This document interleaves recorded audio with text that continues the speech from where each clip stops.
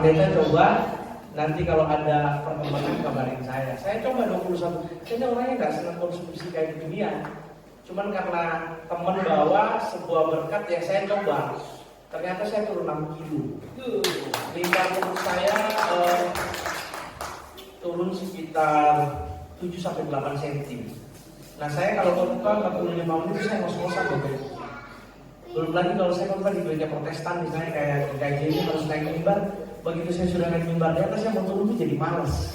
Karena aduh kaki saya sudah sakit duluan. Kenapa? Karena tidak kuat nopang berat saya.